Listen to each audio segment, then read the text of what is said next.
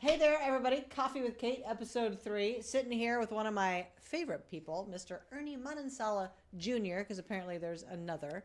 But I am so The freaking original, glad that you... the OG, The original, the yeah. OG. Someday we'll have him on the show as well. But thanks for taking the drive down. Glad to have you. Anything for you. Anything? I You have a know, list. girl, I jump on my phone. You get my attention more than anyone in my life. I'm like, be right back. I love you. Sorry. What's up? I'm like, get out of your dumb fucking meeting with Coke or whoever the fuck you're with and come and talk to me. Get out of the meeting with Facebook, people, and come and talk to me about Coke. No more meta. No more, please. Oh, my God. Torture. So, my show kind of comes off of the principles of the book I wrote called Wake Up Ready. And it's all my Kate-isms. Like you have all your Ernie-isms that kind of guide your life and your thought processes and that got you here. Yeah. So I'd like to give away some of the secret sauce of the success, that we've had. So maybe just tell the audience, like, who are you so they can be so excited to know who you are. Oh, God. Come on. Yeah. I am I always tell everybody I'm nobody.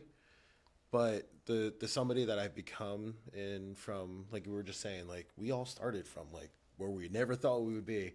And coming here, I literally just reconnected with my very first friend ever. And he owns a barbershop at Salonis Beach. And it's a New York style barbershop. I love that. And I'm like, how is this working? We grew up with this culture. It's like we're a bunch of Filipino Polynesian kids that would never thought we'd be something. And I was like, yo, how much is your rent? And he's like, it's this much. I'm like, Gil, oh my God. Like, I don't understand. Men in California versus New York don't understand barber stuff. He goes, I never thought. And then we stopped and we both said, we're both in California. We have immigrant families, right? Like, You live the American dream. Yeah. Mine came in legally, but like my dad, yeah, exactly. My dad came to the States, senior, the original OG, came in to the States as a science professor in college level in the Philippines, and his degree meant nothing. Nothing. Isn't that crazy? You come from other countries. Like I had a lady doing my nails, and she was a nurse. Oh, wow. She was a nurse over in Vietnam. Comes here, all she can do is nails. I'm like, wow. Yeah. So dad got a job at GE running a warehouse, worked his way up, entrepreneur, got the nursing home, and I just saw it from there. And then they kind of, in our Polynesian Filipino culture, Asian cultures also, they kind of guilt you with, you're the American. It's like, yeah. Okay. Everything's on you. You better be successful. So like, a lot of pressure for me and my brother. I took it on, and I didn't really, I protect my brother. I'm like, you do whatever you want to do, right? And he's doing well, and we never all thought we'd be in California, but that's where I started, and my resume is really cool. It's kind of one of my favorite things that I do now. Obviously, is VetCom, but that's what got me here. It's my time at NOS Energy Drink, at Starbucks, at Coca-Cola, my agency, at Facebook, and then my agency in almost 35 brands, from giant bicycles to healthcare, medical, anything consumer facing. I've been really blessed to be a leader in marketing, but now more relevantly a chief marketer. Yeah. And today, like my favorite thing out of everything I do outside of VetCom is definitely NEFT. I'm the global chief marketing officer, and I'm proud of that.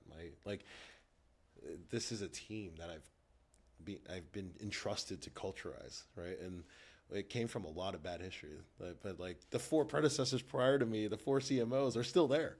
The 4 previous CMOs, right? Because our leader is he's such a loyal guy. You would love it. You would love him. He's the best. I'm gonna get the Neft into my movie. I'm so mad. I forgot to bring you a barrel. What? I fucked up. I was just like, oh my God, I forgot to bring Kate's barrel. But I think something that not many people talk about is corporate citizenship. Like, he's the best corporate citizen I've ever met in my life. In what way? This man is so loyal. He looks at things in this way. I think you and I think the same way too. Like, there's a thing, and I can't figure out what it is. We're entrepreneurs, not wantrepreneurs. Yep. Right? There's a lot of entrepreneurs. There's a fuck ton of entrepreneurs. Yeah. And just sit there, and we're always talking to them on here like, hey, it takes a lot of grit and skill and grind and resiliency to be an entrepreneur. And you want me to call you out when you're an entrepreneur, because if she gets you, I've seen it. It's scary. She puts you in your place. I look at you and I'm like, all right, look, I look scary, so I'm already going to be nice to you. But this one will come for your throat. When you're a entrepreneur, it's just you don't belong in our circle, our air, our time, and atmosphere. That's where we grew from a competitive mindset. Because you, me, and Tim were rinse, fucking battle, repeat every day, right? Rise and grind every day. Jeff, he used to be that way. I've learned so much in just 6 months from this guy, and there's the way that this team thinks is like I can work with 2 of 3 things, right? Whether you have good work ethic, produce quality work, and that you're a quality leader, right? And then more importantly, you're respectful and loyal. Those are the basis that get you to the 3 qualities he sees. And I've seen lack in those 3 qualities from my opinion, but my opinion doesn't matter because as a whole, as a company, as a team, the corporate citizenship mentality of saying, as a good corporate citizen, to doing right for the United States and citizens amongst the United States in a corporate manner, are you doing right by them? Yeah. Are you giving them proper pensions? Are you giving them proper direction, leadership, coaching, et cetera, so forth? Have you given them a real chance? Yeah. Right? And well, that's something that's really important at VetCom. I mean, I think you know this because you've been following our little journey that we've been on. From I think when we met you, we had 15 employees. Yeah. And I don't even know if you've got the update. We actually have 100 employees in 11 states. I know. I want to see the new 5,000 square foot office. I know. We were working out of, just a little condo. Yeah. And then we got a 3,000 square foot headquarters building, then a 5,000 square foot building. Changing up in lives Oceanside. For C-suite people. But it's amazing. Crazy. We just gave benefits to everybody. Got everyone on W-2, and we try to do training with them and sow into their lives because as a business owner, it's more than just your bottom line of making money. It's like, who am I serving? Let's deliver excellence to the market. Yep. But then without the people in your company, you can't make $1 without your team. And even though, we were in the middle of that hostile takeover, we didn't lose one person that we didn't fire. And that's crazy. That's cultish. You're a corporate citizen. You have done right by all of us. We all got the calls, and we all put our loyalty in the spotlight, right? Like, I didn't get to see you. I couldn't make the time to come down. I was traveling, but I called you as much as I could and checked in on you. I'm like, yo, let's go fucking kill this shit. We know what's right. We know the truth. That's all we need. And here it is now. Now, 2 of those. Let me ask you this. You and I don't have necessarily a similar story other than our come up game was so strong. Yeah. It's like every time I'm going from here, I'm like leveling up. But what would you say to all the people watching us that just want to be here already? Would you tell them? Because I always tell them, you got to do the work. You might work smarter, but what is your thoughts on that? You and I watch a lot of other people, and that's why we create things like this, and we're always like, we could do it better. We could tell the truth more. The truth to that answer, when I hear other people answer it, they give them the fairy tale of that. The answer is plan your fucking year. Plan your year. Yeah. Go get the big ass calendar from that one dude. I did it, right? I've done it for years. Secondly, your calendar stacking. Yep. You gotta stack your calendar, right? Well, you have to happen to your day. Yeah. You're the only one that can penetrate my calendar. Because my calendar literally says eat. Right? Mine too. Lunch is blocked in there. Yeah, gym, everything. Gym, right? That's normally when I hit you. It's like, hey, I know you and Tim are walking right now. Can I get that? But I think when you start respecting your time, you start valuing the worth, because then you start realizing how much you could achieve within minimum time. It's incredible, right? So for me, I was getting up. Our number one goal, right, is obviously our family first, then God, and then our people, right? But as parents, we can't be absent when we come home, right? So 4 a.m.s. Yeah. You're a 4 a.m.er? 3 now. 3 now? Come on. 3, because we're global, right? With Netflix. I'm gonna be honest with everyone. 6 a.m. to me is the middle of the night. 6:30 is the morning. Yeah. But I will tell you that I have gotten so good at it when it was just me having to do everything and I didn't have people and I didn't have money. Then you're selling your time for money all day long. Yes. But the second you realize I have good ideas and now I have some success, so now I have money and I have good people. People how did you write 7 books in a year. Well, I have good writing partners and I can afford to pay them. Right. Then you can learn any skill if you have money. I mean, there's like nothing. And I think that's what I always admire about you is that you home in on what you do best, and you employed people and empowered people, right? Like fucking Cassie's a killer. Tim is a fucking killer. Like we have SEALs in VetCom that aren't SEALs, but like corporate SEALs that can, they will run through walls for us. They did, right? And I think that's something that I admire because like a lot of people, to your question again, some of the other things that you shouldn't do is you got to learn how to get leaders and to know what the difference is. And build your bench strength. Yeah, that's what we're doing right now. We have a lot of leads and we're saying, hey, we're going to sow into you and build our bench strength. And then they're going to come up to lead and we'll pull up a new, set of leaders. Because as the company scales, you can't scale without people leadership management. Like you have to have all these things. And speaking of scaling, this is something I was excited to talk to you about. So the reason that we met Ernie is we were ready to go, okay, we know that if we could reach people, they would want to participate with us in business and we could change their lives. How do I get what I do in front of them? And Aiden could tell you this, Tim could tell you this. I was like, we're never going to be able to sell what we do on social media. It's too expensive. It's hard to explain. Nobody's going to want to get it. And then, we started working social media. And now I would say 85% of our multi-million-dollar business we have now is completely driven off of social media. So maybe explain to people, the other business owners that are skeptical about social media, how they're wrong. You're wrong. Yeah. You're wrong. And the hard part is someone like Kate, who's someone like yourself, and you're just kind of like, when I met you, it was like, number one, vet. Number two, no bullshit. Number three, is a sales CEO. I came in here, and then next thing you got freaking Tim, who's a nerd like me, and I'm sitting there like just looking at the numbers going, okay, I know what's wrong. And what was wrong is what we're doing now, right? I said, Kate needs to be on camera more. Everyone looked at me like I was effing crazy, right? Even the problem that we went through. They all thought that media stuff was just crazy. But they thought it was a waste of money. And they still, to this day, say I spend too much on marketing. I'm like, how else, if I don't throw up a bat signal, how am I going to get people to come? And the reality is, too, in this day and age, ever since COVID, if you don't bump your percentage of sales back, if you don't give 40% back to marketing of your sales, you're in trouble. Yeah. Because there's a lot of noise to cut through. And we cut through. Well, retail's dying. If people don't find you on their phone, you don't exist. I mean, dude, as soon as when I was, I got friends at AutoZone, I got friends at O'Reilly's, and then I got a lot of friends at Pep Boys. And when they told me that Advance Auto Parts was going under, I'm like, holy shit. You're like, what? That's 300 stores. I'm like, what is going on? Hit my guys up in AutoZone. They're like, yeah, we're taking all their key people. And then next thing you know, I go and buy $10,000 worth of parts for $300 because they had to liquidate all their stuff for all these locations. Yeah, retail's in bad shape. Ross. Well, COVID killed, murdered. But I never thought retail. Ross would go under. I just my mom's a big, Is Ross going under? It's gone. 50. So my mom's a Ross bargain. dress for less? Yes, my mom is a bargain shopper. I feel like I need to mourn the loss of it. I don't shop there anymore, but when we struggled, there was years. When we were coming up, yeah. I mean, now I might go to TJ Maxx and some Marshalls, the good ones here in Del Mar. But I mean, even then, like me, I'm 5'11" all day long. And an Amazon jacket. I'm cool. Speaking of 5'11", I'm working on it. Good.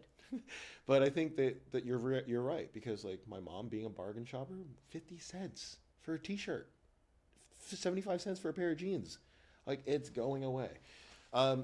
So the leads and everything that we created, it wasn't hard to educate our company that data was there. We knew we needed to increase, and if we were going to gain that audience attention, how can we be a part of that conversation? We have Cassie's an amazing, she has a pulse on the market and what matters. She has a personal understanding of veterans, right? And that's kind of the strength of it. And, as we continue to go, and I remember coming to you like, yo, you need to do Monroe Media. Yeah. I see the return, I see how much of an impact you have. And it just comes down to the data. The problem in today's world... Well, I think a lot of CEOs are scared to get on camera. Don't be scared to get on camera. Who better to rep your brand than you? Unless you absolutely suck, I'll train you. But you might need some work. But you got to get someone in your company to get on camera. It really resonates with the audience. In fact, we tried many times to swap other people in. Oh, right? yeah. We tried to swap in, and the veterans were like, "Nah, no thanks." Right. Absolutely no. I remember there was a time they were like, no one's going to listen to a blonde vet bombshell on the show. I'm like, yo. I think they might. Yeah, just a little bit. But like, you're right. I think that my favorite CEO today is Jim Farley from Ford. He has mastered a way to communicate. Second to me, though, of course. Yeah.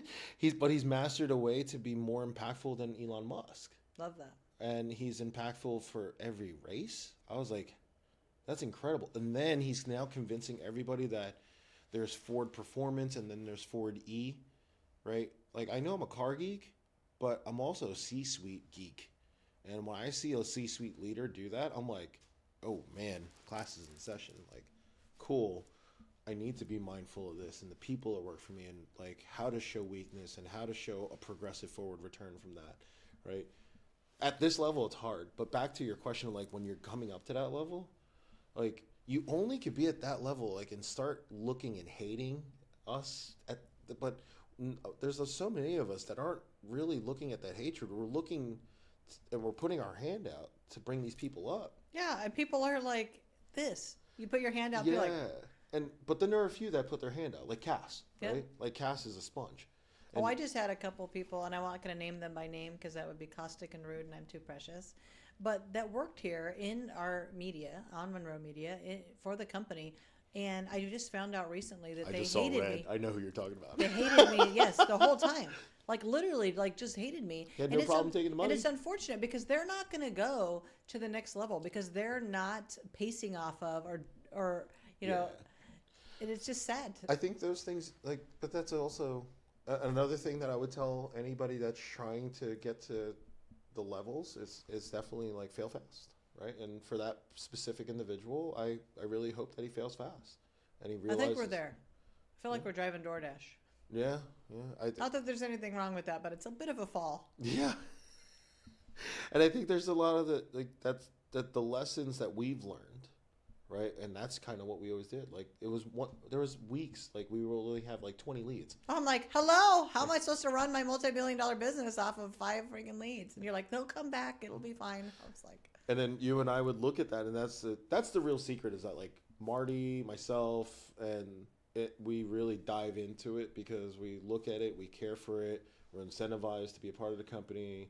We have that loyalty. It's a fun thing, and we're helping veterans. But at the end of the day, when you're looking at the data and then you restructure that conversation and you're understanding how to speak to an audience, there's nothing different. It's the same thing as a billboard. yeah. Right? And that's what people don't understand. I just recently designed a few billboards, and I had a lot of critiques from other people, and they were just like, they had their opinions, and that's great. But when you don't have the experience, that's the problem. Yeah. Right? So CEOs aren't getting on camera because they don't have the experience of 1 or 2 really good podium conversations or presentations.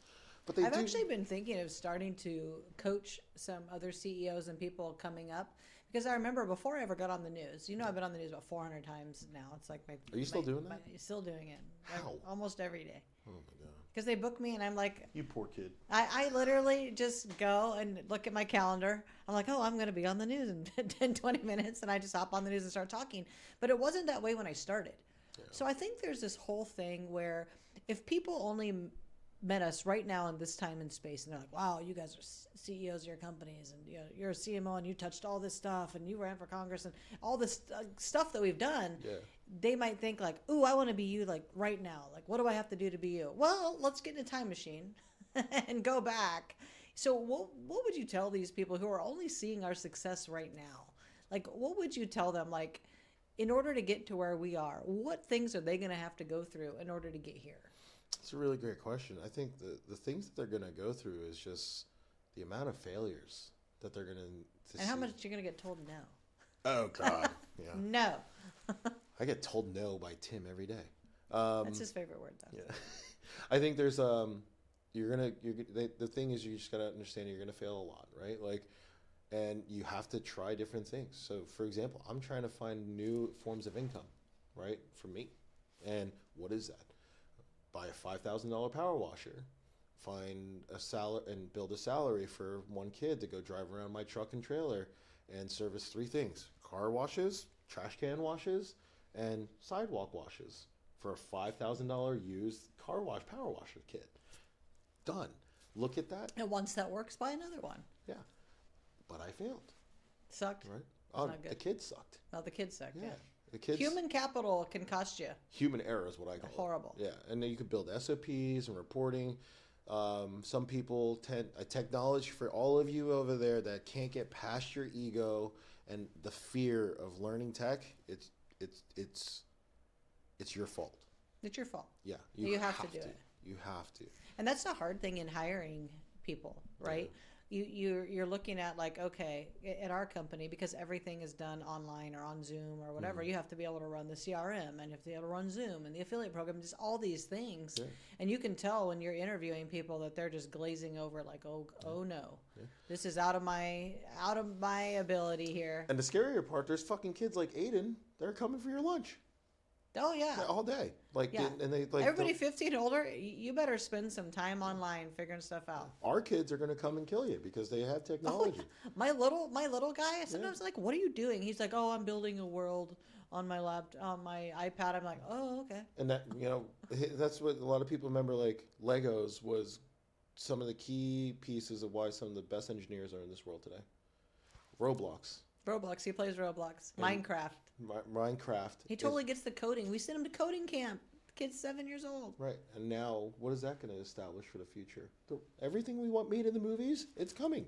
Because these kids have replication, no limitations, ideation, and creation. Well, wait till these littles get a hold of AI. Oh, yeah. Because the other day I was like trying to write something and my son goes, why don't you just have AI write it? I was like, excuse you do still have to do some work even when you use AI. My one daughter, I think, I've got three daughters and a boy, and my one daughter is like a savant, like with coding and Lego and everything. I'm like, oh boy, you're going to be dangerous. Yeah, keep her in that lane. Yeah, and then my other daughter's in Gate, and she's just thriving. Oh, can we have a Gate conversation? I don't know anything about it. I'm gonna fill. I have no clue. Oh my god, I can't believe we went into this rabbit hole. I love you so much. I come from advanced schooling, but like, remember, I'm a high school dropout. What? I'm a high school dropout. And he's running our multi-million-dollar company's ads. Look at you freaking quite a few of them. I mean, like, love that. Keep the galaxy ring away from me. That shit hurts. Oh, I'm sorry. Hey, at least we didn't do any punchy, But yeah, I think the key thing, like, is to answer that ultimate question, the person that's like at that part, if you're here, know what you're doing. If you're doing a product, just know that's going to cost a lot of money. Figure out a service and then kill it. AKA I did it. AKA Kate did it. AKA everybody did it. Once you have that service going and growing, service doesn't hold a lot of COGS, cost of goods sold, right? It has a lot of COBS, cost of business, right? So like, cool, just mitigate. The acquiring the business costs more than the execution. Like I just let go of my admin. I had 3 fucking administrators, 3 girls that worked on my calendars. And then this new software, OneCal came in, boom, done. You're like, I'm good. It was $100. I just saved $7,000 a month. So I'm sitting there, you got to look at these things and look at cost of business. Services in the United States are going to crush everything, right? Like I have my mentor, David, he's like, hey, I think we should start a company with an HVAC company. I got these filters to where we can brand the filters. I want you to identify color. Ernie, you know that stuff. For anyone watching, if you're a creative, you're the most powerful person in the room. If you're a salesperson, you're the next CEO, right? This is a salesperson and creative person. She hustled cars and everything else. Timeshares. I built the tools. That's what I love to do. Like if you're built for that, you're built for that. So like our kids playing Roblox, they might be tool makers. The kids in Gate or in Montessori's or whatever, they may be the next salespeople. I'm going to tell you about Gate. Oh, God. Okay, so... Was this part of the script? No, I can't even believe you said it. I was like, no, you did not. Okay, so crazy rabbit hole. You know how sometimes you're trying to go to sleep and you get on TikTok and then it ruins your life because you get into a vortex of like things you should not know. When do you even have time for that? Like right before I go to sleep, apparently, after I take my little night-night gummy, I start scrolling.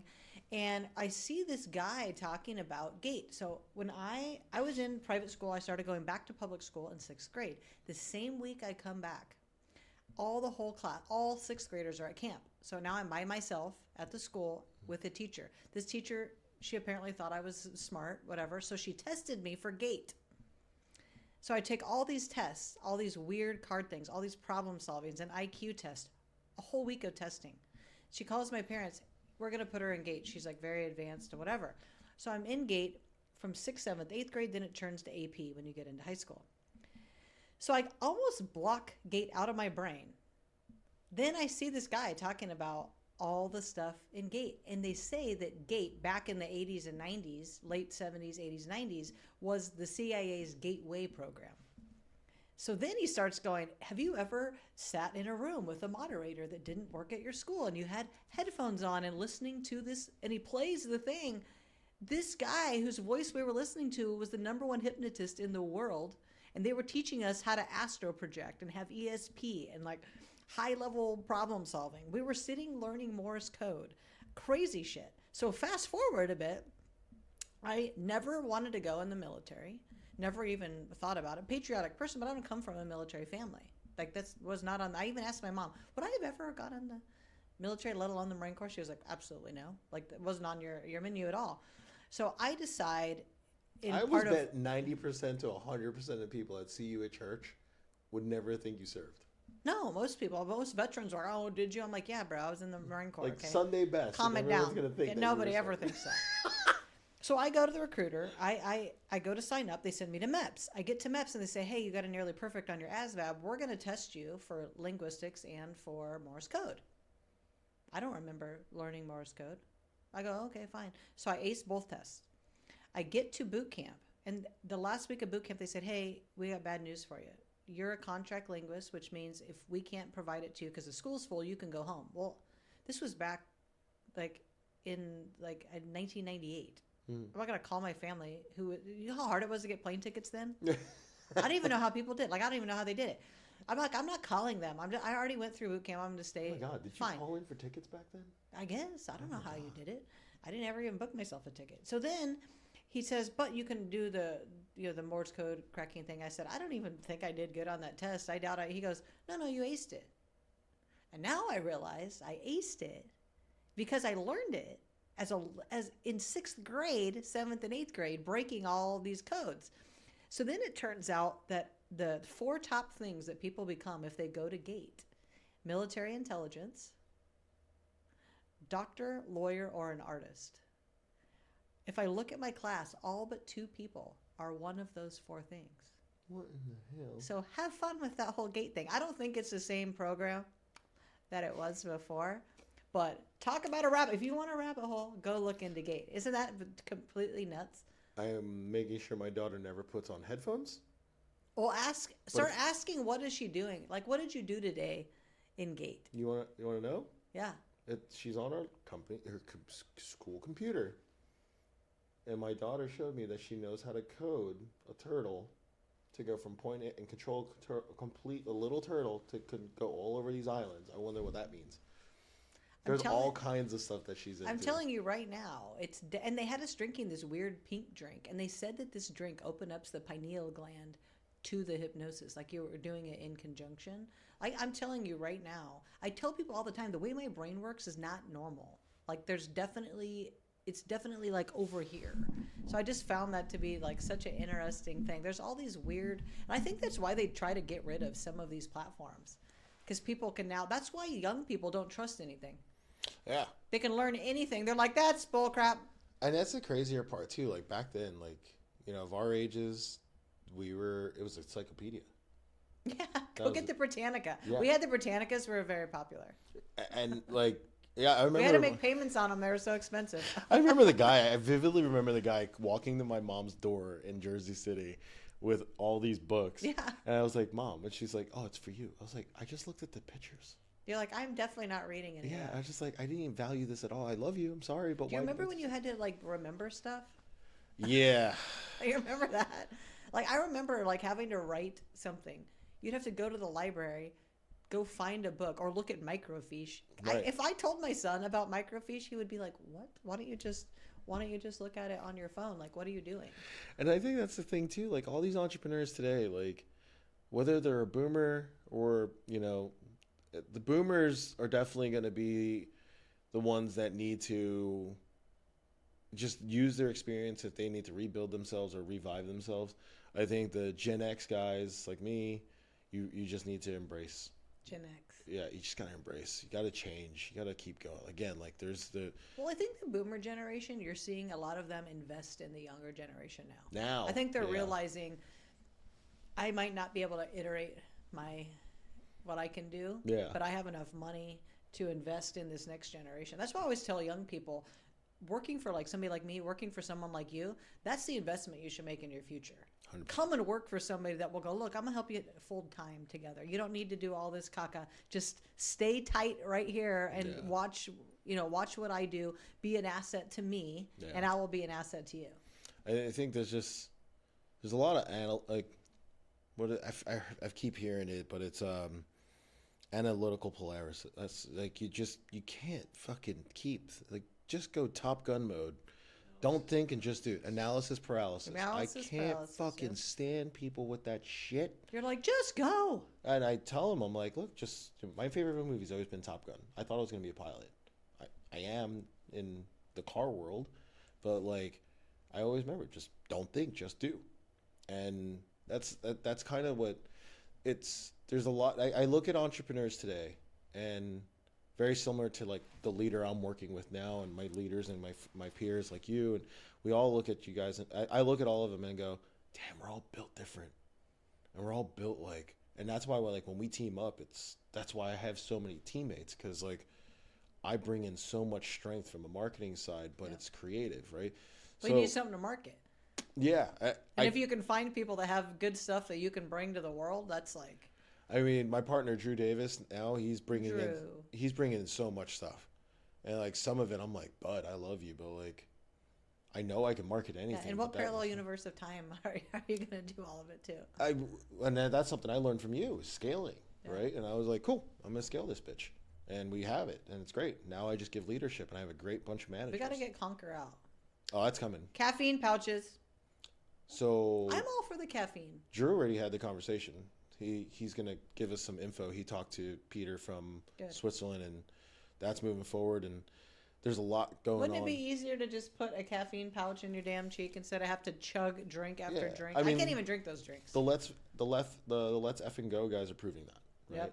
Yep. And I've been able to give some guidance to a couple of guys there, and they prove it, right? They just go. Yeah. Like, we have an 8, and we need 10 more. Yeah. Right? That's hard to find. Stockpiling talent. Well, that's the thing. Like, what I'm learning is that, what generation are you? Gen Z. The Gen Z have that paralysis.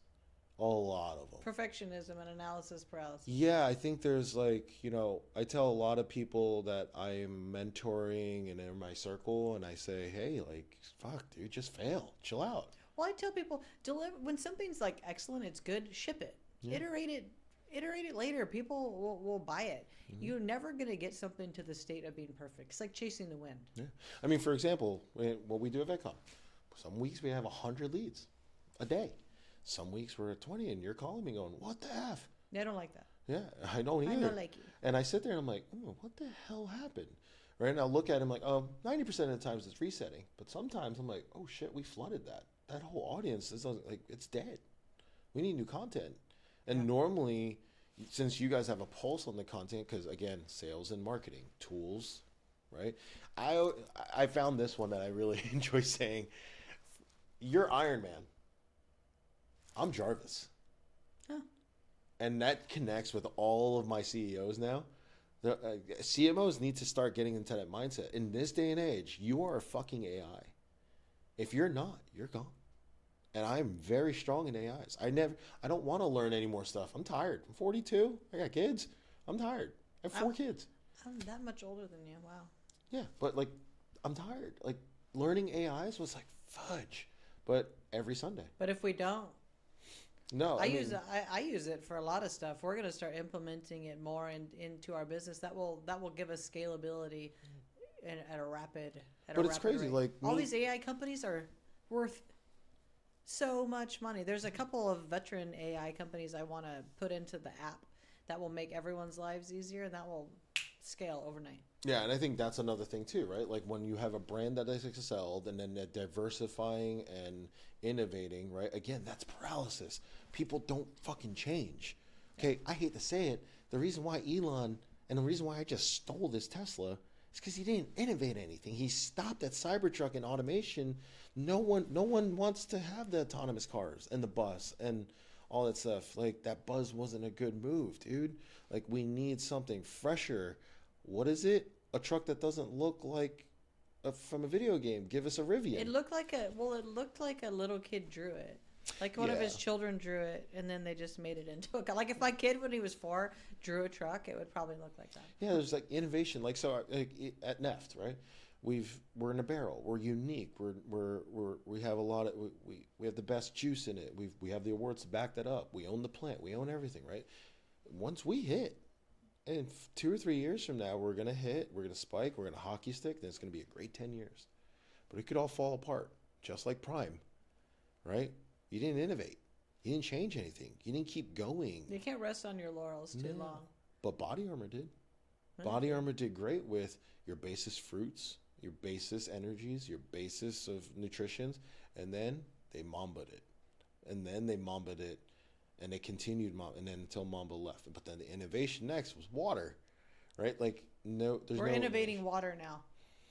That was the biggest scam ever perpetrated on the market is water. You know, when I worked at, so I think some of the parts I didn't mention is I was the EVP of Nestle, which became then Blue Triton, which was like me going, you know, my Luka to the Lakers, or me LeBron going to the Lakers. Like that's my move to the Lakers. Literally, I was with Steph Curry and about 20 other athletes at Nirvana Water Sciences with a qualified Dr. Najee Boomrod, qualified doctor. Like he's over at I forget what university in Tennessee, and he owns all the clinical studies. Like he has legit supplements and etc. So BCAA, he owns HMB, created it. It's 10 times more potent than BCAAs. We all thrive and live off of BCAA for muscle repair. This HMB, he doesn't care about us. He licenses it to all the nutrition, you know, like the Ghost and everybody else, and Inshore and Abbott and etc. You know what he focuses it on? HMBs and water for the kids that are recovering from cancer because of muscle degradation. But it also works for athletes and people like us that are health conscious, right? The innovation that he has for the next couple of years, Dr. Najee is going to be legendary for all his clinical studies, and U.S. has funded it like 20 million plus a year to continue his studies and going, right? So everybody that has that analysis paralysis has to understand that you may not be suited to be an entrepreneur. Yeah, not everybody can be. You can be a really good sidekick to an entrepreneur. You can be, you know, somebody's integrator. Yeah. Like there's a lot of cool things you can do adjacent to entrepreneurship where you can run your business. Like I tell my sales department, I'm like, guys, you are the entrepreneurs of this business because I don't tell you how long you can work, how many calls you can make, how much you can make. You're running a business inside of my business, and some of you just are better at running your own business than the others. And the numbers show it. Yeah. Like one of you's making $20,000 a month, and one of you's making $5 million, and you're getting delivered the same amount of leads every day. Yeah, and I tell people that too. Like I just sit there and I'm like, hey, you might be a 9-to-5-er, you might be a manager. Know yourself. Yeah, just and if you want to change that and you want to be a leader, that's the difference between all of us. That's really it. That's what I've learned is that. There's good corporate citizens, and thank God they're leaders. And there's good corporate citizens that happen to be 9-to-5ers. And those 9-to-5ers just need to stop hating, because the only thing that they need to hate on is the reflection that they are seeing that's not true. They need to really just understand there are traits and behaviors that you are not enabling or focusing on. Don't be mad because someone is, you know, hustling out, thinking out, working out, grinding. Yeah. Just go, hey, if I want what they have, maybe I should go ask them how they got it. I think, and that's the thing too, like I want people to be more optimistic and open and telling people how they got it. So my mentors are amazing. Like I tell people how hard it was to, how much like, and you know, it's so funny. I was thinking during this hostile takeover time, I was getting so much blowback. Did you make an episode on that? Not fully. Please do. We'll do a wrap up. It'll be good. We'll have a panel. Again, all of us. All of us. The whole C-suite. The whole C-suite. But it really taught me something interesting about before I started running for Congress, before I was on the news, before I was putting my face on this, product, I didn't like as much the hate I would get from people, the trolls, the bashers, and it made me want to quit. For a long time, I'd be like, I don't know if I want to make content. What if, whatever. But then I realized the more followers I got, the higher I climbed, the more news I did, the higher we did, the better we got. More leads we got. I literally was like, I'm like flying at like eagle height. And these people that hate on me are like all the way down on the ground like a little freaking cockroach. And I just had to say, like, if a crow, one of these haters, is clawing at the back of an eagle, in real life, the eagle only has to gain altitude. Didn't I send you that? No. I think I sent it to you. A video of me doing it. Maybe. Oh, no. I love that. But if you fly high enough, that crow's not built for that altitude, and they simply fall away. So now I've got to the point where I'm almost at an altitude where I can't even hear the crap. Now I laugh. Sometimes I read it and I'm like, that's hilarious. It's like the stars reading the guff about themselves out loud. It's comedy. Leaders are eagles, and crows are managers, right? And the manager has that limit. They have that glass ceiling that they just never can really have, and they need to see through that ceiling. They need to hit that ceiling a few times, and then they can evolve into an eagle and start soaring. That's just there's just traits that you have to have, and the trait is being willing to listen, being willing to learn, being willing to fail, Coachable. And just try. Like, you sit there every day. Yeah, what's the worst thing that can happen? It doesn't work. It's already not working. Yeah. And the other part I think that you and I get frustrated, or at least I'm always challenged with now, is just like when I find young people that ask me to help them, and then I help them, and I can't freaking, like, what's the saying? You can take them to water, but you can't force them to drink.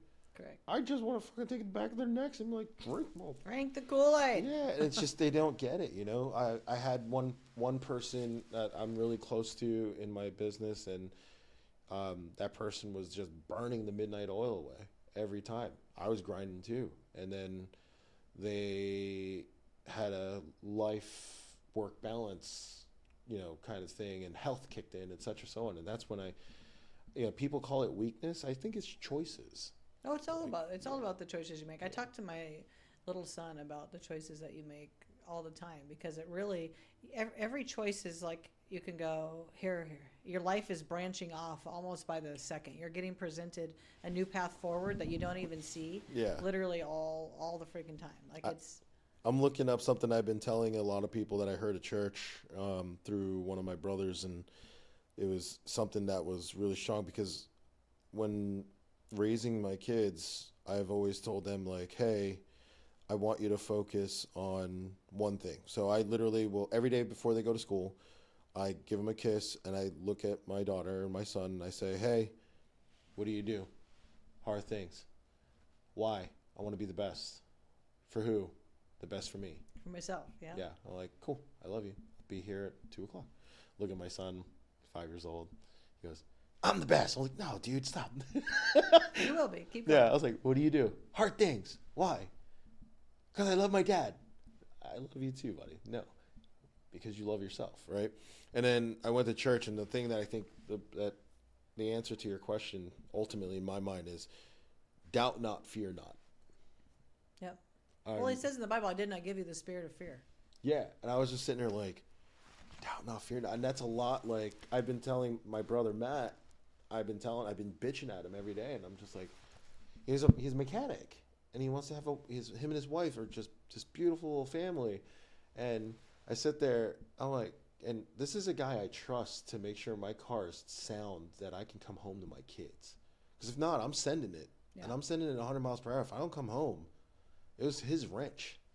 Yeah. Right? And it's a lot of trust. A lot of trust. Mm-hmm. And there's been a couple of times where I'm like, oh shit, that was scary. He's like, yeah, I'm going to make sure that's on my checklist from now on. I'm like, you better. And we got close. And we can't have you unalived. We have work to do. Yeah. Everyone's like, Ernie, Keyman Insurance. You're 42. I'm like, I know they were talking about like insuring me when all the CEO stuff was going on, because people are just being so hateful. I want to touch on one final thing, and it's something that I find is so interesting. You could tell two different people mm-hmm. a goal that you have, or something, an idea you have, or some big thing, mm-hmm. and you would think if they both know you mm-hmm. that they would respond the same, because they know you. They know that you will do it. Yeah. But because of their own limitations of the lens that they see life through, they could react differently. So for instance, I told you, hey, I wrote this Body Man series. I'm going to make it into a movie and you're going to help me. You didn't say, no fucking way. You didn't say that wasn't possible. You were like, cool, when are we meeting to talk about it? You didn't think it was crazy that I thought I could make a movie. I told 10 other people and they're like, that's cool, but like, you've never made a movie. How are you going to make a movie? Where will you find the money? Who's going to shoot it? Who's going to watch it? I'm like, this is how you think? I just told you I am going to make a movie and you're not excited. Yeah. So where do you think that comes from? That faulty lens that people get. And so I experienced that too with the movie with you, and then what I was saying with Matt, right? And Matt's a mechanic I trust with me, and I'm like, dude, like, you're a mechanic at a shop and you're only making X amount of dollars. Like, you're in Idaho. He's like, yeah, bro, what am I gonna do? I'm like, what do you mean, what are you gonna do? Any other thing. I was like, okay, you have a really good service. I typed in mobile mechanic on Facebook. Said, look how many mobile mechanics there are. Then I went to Idaho. How many mobile mechanics? 2. I was like, you see a trend? You want to jump on it? And then it was 6 months. He's like, oh, I need to get a business license. I need to get insurance. I was like, I hate to tell you this, man. The hundreds of people I told you have none of that. And the answer to what I'm telling you is that doubt not, fear not, don't think, just do. Just fucking go. I always tell people, like, sometimes you got to get back and run fast and jump out and grab the 5th run. And it's scary. And if you don't hit the 5th one, you'll probably get the 4th one. Yeah. So why are you being so timid and mild and meek? And I think that's just a form, like, fear paradigms. Yeah. It comes from, like, your childhood. Like, in my book, I talk about paradigms and I talk about fear. And I say that fear is false evidence appearing real. Yep. The evidence by which you're operating your life, the lens you're seeing through, is making things seem impossible, where the person sitting next to you looking at the same thing is like, oh, I'll just go get it done. And I think you're spot on. Like, when you hit me with the movie, I was like, cool. You're going to put the deck together so we can go and figure it out? What I was really saying, and the deck is awesome and it's done. Yeah, and what I was really saying is, let's go get the deck, let's go pitch this bitch, and whatever we fuck up on, let's fix it. Yeah. And go. What does that mean? We jump on planes that are broken with small runways, and we still take the flight. We still take the risk. People around me, people around you, people around everybody that's listening to this, there's people that we love that can't do that. And you're absolutely right, it's the upbringing. My mother made me the monster I am today with guilt. Good old-fashioned Asian guilt. Yeah, like straight up guilt. Like Catholicism. Yeah, and when I went to the Philippines, I literally cried landing. Like, just seeing everything she said that she was so scared of and all the things she did, thought about my daughter. And I was just like, oh my God. Like, thank God my daughter's not going through this. It just killed me because Remy was really, really young. And then I was just like, oh my God. And then, you start saying that. So my mom, she bred me with that go fucking get it mentality. And then the business, like the entrepreneurship is in her. And then my father's work ethic is where I'm a maniac, right? My dad would come home from his job at General Electric, and then he was a handyman by hobby. And then I go with him to go do all this handyman stuff. And that's the only reason why I'm a handyman, because I broke stuff and he fixed it. You're a handyman. I broke everything he was working on that he was getting paid for, and he had to redo it like once or twice. And I would do it without even, like, he didn't bring me to help him. He brought me to watch me, to babysit me. But I would just go because I'm a daddy's boy. And I'm like, tinkering with him. And here I'm building my own stuff, and he still critiques me. But the work ethic's there to where it's just like, yeah. Then my dad looks at me. I'm a 3M guy. I think one thing that you're absolutely right on is the upbringing, because my father having his heart attack has gotten me closer to my parents and, moving them here and all that. And I think that the key thing, I had a friend ask me, have I had conversations with my dad? I was like, of course I've had conversations. I'm a fucking junior. I talk to my dad all the time. And he was right. I did it. So I sat down, and I don't know why I was so scared to ask him. And I asked him randomly. We were at the ninja course, the American ninja course for the kids. And, it was just me and Dad. And I'm like, hey, Dad, like, what was your proudest moment of me? You know what I thought he was going to say? When I brought life into this world. Aww. I thought that was what he was going to say. When you became a dad? Yeah, I really thought that was it, because he was just like, my dad's dad. I never met my dad's dad, But I met my stepdad, Navyman, Italian, loved my grandpa Bill to fucking death because he's my grandpa. I didn't have the fortune to meet my grandpa Pete. Yeah. Right? But my grandpa, like, Papa Bill taught me, like, that's why I ride bicycles. That's why I love cars, because Uncle Willie and all of us do it. Like, that's my life. I think the thing that I thought my dad was going to be so proud of, I was so wrong. What was he most proud of? He was so proud that I started a business. My dad too. Yeah. And I was just sitting there like... My dad now, after me running for Congress and me having, VetCom, me doing good, Mm-hmm. like he's just so proud of, he's proud of me owning a business, being an entrepreneur like he was, but he thinks that I'm a good boss. And he thinks that people will follow me and that I'm a good leader. And that means a lot to him because that's what he values in himself. Like that's what he imparted onto me, and it's like, I almost lost my dad like a year and a half ago. In 1 year, the guy, he gets, has a heart attack, has to get 4-way bypass surgery. Same. Then he gets, he comes down here to help me with something, saws 3 of his fingers off in this room that we're in building this, saws the ends of 3 of his fingers off. Then all that trauma starts to give him clots around his lungs. Then he's standing on the back of his truck and falls and hits the tow hitch, almost rips his stuff off, kills one of his nuts, then gets prostate cancer all in 1 year. Talk about overcoming. But when I thought I was going to lose him, man, live, how you reflect on, I need to spend more time. I need to have more conversations. I need to see them. We have to and ask what it did questions. for my dad, go, wow, if I had gone, did I sow enough into my kids? It changed his heart toward us immensely going through that. Because he's thought, what if when she was standing next to me when I went to go get my hair surgery, I never saw her again? Did I tell her I loved her enough? Did I tell her I was proud of her? Mm-hmm. Not really until recently. Yeah. And I think that's the key thing, is that you nailed it. It's that the point of difference of an entrepreneur starts from childhood. It really does. It's a really awesome, this should be a really good viewing. You better do your job good, because this is some good shit. You better be watching, sharing it. I mean, it kind of hits me hard. Like, I'm like, oh shit, yeah, it is upbringing. But what is that upbringing, right? Like, my parents, jokingly and unjokingly, just realistically, raised me with guilt, right? Yeah. And my parents did it good. And they came to the Philippines with zilch. They did everything. My mom went to school to be a nurse. While I was being in school, I'm a nurse. My dad, I don't know how they did it. My dad went and bought a 5 and 6 family home apartment, legit good apartment, clean, nice apartment building in Jersey City. And I hated the fact, I don't know if you know this, my first language was Tagalog. It wasn't English. Really? Yeah. And my parents would always face hardship with lack of communication. It definitely we have so many immigrants in our country. I'm married to somebody who was from Turkey, and even the English that he learned in Turkey, when he got here, he realized he didn't speak conversational English. He was like, "What are they like? All this slang." So it's hard to overcome. That's why you see so many very successful people who come here the right way. Yeah. They have a massive path here because they're thankful to be here. Yeah. They're more thankful than a lot of people that live here. I have a new mentee in my life and she's Turkish, and it is a beautiful country, and the way that they raise their kids, their food. Oh, don't even start. But just her mentality from her mother. Her mother was a multiple entrepreneur, right? And their family faced challenges, and her sister's an entrepreneur, and when we work together, it's there. And we go through shit. The vodka's not easy, people. Just telling you that. But the shit that we go through, and we've turned this ship around.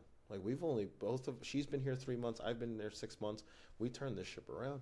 The culture's great. Everybody's great. Everybody's happy. We're getting through challenges. But the DNA in a woman under 30 to be at my level and be able to, my level of conversation and work ethic, it's just you're absolutely right. It's still mind-blowing to me how much upbringing. I'm questioning myself. Am I being a good parent? I know I am. A lot of people tell me it is interesting though, because I didn't grow up. I would say I grew up with a lot in a little environment. Yeah. I grew up in a 900 square foot house, teeny tiny house with parents that my dad was, entrepreneurial. But we had very, very middle class, growing up. And my son doesn't. We own a few homes, and I'm a successful CEO, and my husband makes good money as a PhD in electrical engineering, and we have a totally different environment for my son. So I try to put hardship in his path occasionally to make him work hard and lose and fail, so he can feel that, and so I can crack things and regrow him. Harden, right? Yeah, because otherwise he's just going to be waiting for us to die, which is a lot of this generation, and I don't want that. We don't want for my soft. son. I don't want a soft little kid. That's why I make him look me in the eye. Oh, he does not like when he gets in trouble. I'm like, you will look at your mom when I am talking to you, and you will feel the weight of what you did. He is trying to get away from me, but I'm like, no, buddy, you're going to face the music. And you know what? It just made me realize there's been people in my life from that generation where in certain cultures you're not allowed to look at the parent in the eye. It's disrespect. And I had come from, I'm like, yo, I'm so Americanized. Like, and I'm like, look at me when I'm talking to you. And I'm from the East Coast, right? So I'm like, hey. Exactly. It's just easy. Those fucking, let's get this shit over with. And it's just, I don't understand how people can get in that way. But there are a couple people out there too. We have someone at VetCom. I'm just going to call him out. But he's got it good, but he works like he's poor. Aiden just fucking crushes. Just keeps going. Again, we need 10 more Aidens. I don't know where they are. I can't find them. You know where they are? They're probably winning already. And that's what scares the shit out of me. My nephew, Alex, YouTuber, he puts his numbers out there. Multi-millions a month off of several channels. But nobody listens to the strategy. He listened to me when he was this tall. I said, make content. Crushed it. How do I make money? Be a part of the conversation. What does that mean? Google. Google what? Trends.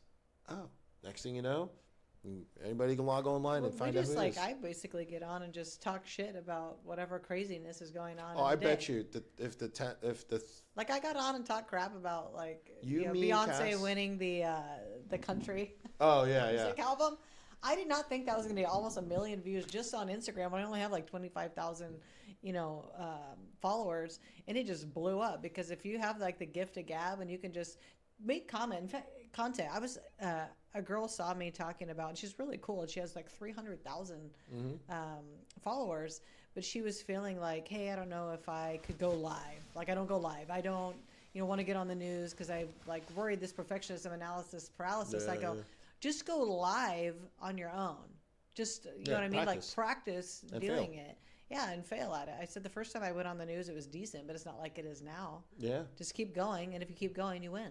So, if you look up King Trending, my nephew's channel, it's the TMZ of YouTube. It's the TMZ of hip-hop YouTube. He just did the Super Bowl with Kendrick Lamar versus Drake. And I was I looked at it, I was like, oh my God. That was wild. But this is all the kid does. Let me reiterate it down to boomer level. He makes a slideshow. That's it. He's making a fucking slideshow, and he made $1 million off that video. The kid's 27. I sit there and I look at people, and I'm like, the lack of communication my parents were having, and my goal of speaking better English and analyzing, at being able to give people an understanding of in an analogy format. It's just that simple. These YouTuber kids are making a shit ton of money off of storyboarding. He literally doesn't show his face. I know there's this whole all these people making money off of standing in the background with words up in the front. Not even. So when I re-engaged into his life, we were both going through a lot of stuff, and we talked about what he does, and he's super private, right? Because he's a young multiple millionaire. I know for a fact he's doing around $6 million a month. Wow. Right. So he started when he was around 18. I was very close to his dad. We grew up with his dad. I played volleyball with his dad when I was a young kid. And, you know, we would always sit there and look at Alan and like, he's the pipsqueak kid of the whole group, right? Now he's not. He's yoked, he's healthy, he's wealthy, and he's kind. And he's a great father. Work out. Yeah, work out. I need to more. But he's just there, right? And he's in Vegas, so he's even smarter. Keeps his money there, moves his whole family to Vegas. And long story short, it came down to just, at first he was using Fiverr. And Fiverr's great. yeah, and I was like, If you're starting out and you need people to do all your little stuff, great. And he was storyboarding.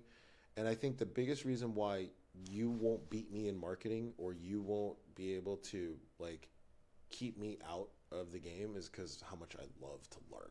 Yeah. Right. So like, as I'm learning his business, I was just so fascinated. He would get a storyboarder, an editor, a sourcer for video, for like the clips, to go, and then the story, it will all work off the storyboard, and then he would go find voiceovers. Yeah. And then he would watch which voice would resonate with the demographic, because he had skewed towards African American on that one channel or Asian on another channel, and then looking at trends. And he just did this architectural type. Now he AI'd it. The So he's new making AI more stuff money. to make videos is insane. And it's like this fast. I remember when I met you, I was like, there's this AI, there's that AI. Tim was on the right path, but like everybody else is like, that time was like, what is AI? Yeah. What is it coming? Is it scary? And it's just like, yeah, everything's nuts. It can be. It can be scary, but it can be amazing, and you can make a ton of money. Yeah, I mean, our cars drive. My car drove here. Yeah. Like, no one thought You're that welcome. Yeah, I know. But I think that's the key thing that people don't understand is, like, in summary, what you've said is that what makes the difference between the wantrepreneur and the entrepreneur? You're either a leader or you're a manager. If you're a manager, recognize that. And it's okay. Yep. In order to become a leader, there's a lot of things that no one can fix other than yourself. Yep. And the technology can make up for a lot of what you suck at. You don't need to show your face, CEO, right? You can do what my nephew's done, and you make a slideshow, right? Yeah. And then more importantly, the work ethic, right? I have 80,000 followers. I have not posted for 6 months. I'm really excited about Neft. So I just kind of like pass off on everything. But the bigger thing is, it's like, I have so many other businesses like what we do at VetCom, and what we do with my parents' stuff, and what I do with Drew. So I'm like, I have to sacrifice my social media following. Yeah. Right? But you got to just pick and choose. And I think that's another thing, that when you get to that mid-grade and you start saying, oh, I want to try this, and you squirrel off his shit. But when you go on that one path and you focus on that one path, like you do with VetCom, and like what I do with VetCom and Neft and all this other stuff, you find where your time is valuable and you can scale it. That's when that real leadership turns into entrepreneur and C-suite level. Well, it's like, you got to ask yourself, and we got to close on this, is the time I'm spending a good investment for me? Because if you're still at the stage where you're selling your time for money, that's very difficult. Your time for a minute per hour is only worth so much. So you have to get out of doing that. How do you make money, like when you sleep? Yeah. Right. And I think that's like the breakout that people are trying to have, because there's a lot of people that like they get, even a lot of people that work for me, they get an hourly wage for the amount of hours. And now I'm getting to the point where I'm making money while I sleep. I wake up in the morning, I'm like, oh, cool, we already did all these. And I'm trying to find more of those things that I can do, where I can build a coaching program, where I can write a book and a workbook, where I can do things like that, where I wake up and I'm like, oh, cool, this is affecting people, and they're buying it. But I would tell everybody watching, just because you didn't have the same upbringing that you and I had, that sort of shoved us into this entrepreneurship, that doesn't mean you can't decide that you want to be an entrepreneur now and do all of the work that it takes to go and get it done. Because there's people that grow up in extreme poverty, getting told that they are not good and not worth anything, and then they become like the leaders of the, like some of the leaders that you see right now. Like, look at JD Vance. Yeah. Look how far that guy decided and made choices to go. Yeah. And he just come up. I want to do a bonus session with you real quick. So you're interested in doing coaching. Yes. This is what me and Kate do, right? And this is the value I bring to a CEO. So most marketers always have a really great concept on how we're going to go to the consumer, how we're going to sell, but then they where they fail is, and where the real good ones are what tools are we going to make? But where we separate the men from the boys is how many lines of income can you make? Because that's where enough failure comes. The only reason why I have a seat at your table in your circle is because I've been an owner, and I understand what your response, the fears that the real anxieties, the real things that hurt us, right? I know what that is, and we stay away from that. So your coaching services, believe it or not, is going to do really well on Meta. Really? I spent 1 hour with 2 hours, maybe 2 or 3 phone calls with a guy, and we both said, let's just talk shop. And he makes $20 million gathering leads. I have a good lead guy for this, by the way. I've got a guy, I don't want to say his name because I want to keep him to myself, and I'm going to share him with you. I pay him $2,000 a month. He builds an AI, and he builds leads to get people interested. Just in 2 months working with me, making a script, making a Loom video, being honest and transparent, and answering questions and giving information like what I'm about to do with you, he gives me 5 new business leads a day. I have now vet-commed my knowledge, and I now have wake up money because my team in the Philippines is phenomenal. Thank God I know Tagalog. Thank God I know all those people there. Okay, we're scalable. That's why we're doing all the graphics for nothing. So like I have a whole team. Before, when I met you, it was me, right? I was working for time, like you said to your point. Now, the coaching stuff. Lines of income, there's 6. Membership to your private Facebook group. I couldn't believe it. You literally do meta ads to going and doing that, and people come in, and you're leaking these little things, and you're giving an ebook towards it, but you're giving the whole program away, but you don't do the coaching side, right? So the lead key things to being a CEO. What are those lead key? I promise everybody this is the first time I heard that she wants to do this. So the lead key things to being a CEO, right? I would say the best things that would do well on Google trending would be exposing weakness as a leader. I would then say the next one would probably be scaling and optimizing in service and in products. So we'll go build those books. We'll build those ebooks, say, here's a free lead, boom, you're done. Well, I thought about taking that Wake Up Ready book because it's 30 little micro chapters and make them into 30 pieces of... See, that's where you're dangerous because you have a creative mindset, but you also know the production and you know when to let go and give direction. I'm like, here. Yeah, here, I have money. Take it. Do it. Do it. Bye-bye. Yeah. Make a music video. Yeah, exactly. We make good music videos. There you do. So I think that you got 6 lines of income. Number 1 will be a membership to text you. Yeah. And more importantly, we can use ManyChat so that this way there's whatever you have already done in archives, we'll get rinse and repeat. That's not fucked up. That's not, I want to talk to Kate. I pay to talk to Kate. No, this is a database of my knowledge of failures and wins that you have access to. And when it's something that's not in ManyChat, that it doesn't answer any of the questions that I don't want to repeat, then I'll text you directly, right? And I'll even tell you, hey, what's up? It's Kate. Right? How many of those texts do you get a month? 3 or 4. You know who does that? The nutrition industry. Ah, that's true. Okay. Next, I want to be in the Facebook group. $20 a month. So I can go on the Facebook group. So micro monetization of like multiple lines of. Yeah, but the thing is that we're looking at optimizing time. Yeah. Right? The one thing that no one realizes in marketing and in today's world is that you don't sell the service, you sell time. Yeah. Uber saves me time. Uber Eats saves me a shit ton of time. Instacart, I don't know the last time I went grocery shopping, right? Because I just sit at home and enjoy my kids and enjoy my home. All these apps have saved me time. Have I wasted money? Yes. Have they made money? Yes. So. But then what's your time worth? Right. But then, yeah, exactly. I actually measured my time's worth. It's $1,900 an hour. It's like, it was just, I had to sit there and like really ask myself that. So I think the other piece that I learned too is that your Zoom calls, that's a premium membership. There's a plus membership, right?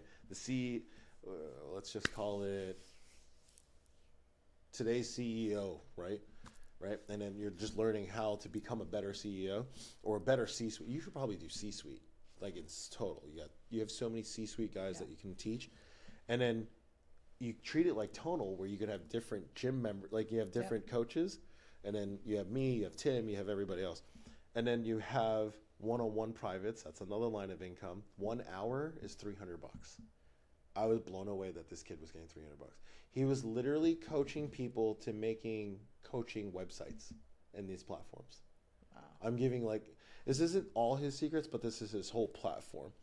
And then the other piece was mass Zoom call access. That's another plus membership. That was like 10 or 15 bucks. So micro dosing all of those pieces together for volume really is interesting, because then you start seeing which one has engagement rate. Like and what you could even do is on Klaviyo, you can build an exclusive subscription list, and TikTok, you have an exclusive channel that they have to subscribe to, that you can just give all this knowledge, or like even the long form of this conversation. Yeah. It's insane to do that. I love it. I think you should definitely do it, because once you have it done, probably take 2 or 3 months. I love that you said you should definitely do it. Yeah, and I was thinking, oh, good, I'm gonna get Ernie to do this with me. Son of a bitch! You just signed yourself up to help me do this. I'm excited about it. In 3 months, you should probably see a line of income. Like, you should be intaking about $1,000 to $2,000 because you were gonna fail for a little bit, and then by the next quarter, you should be increasing your mortgage. It's gonna be your mortgage payments, $5,000 to $10,000. Like, people don't understand that. Like, when you step and repeat that, what it's going to ask from you is going to be probably 2 hours a week for 10 racks a month. Happy to do it. And that's free bonus from Coffee with Kate. Let's say that's really it. That's like, you have to look at that stuff and look at Kate, and she's saying, yeah, let's go bust down doors. LFG. Thanks for driving down. No, anytime. Appreciate you. Hopefully you learned something of value today, and we'll see you next time.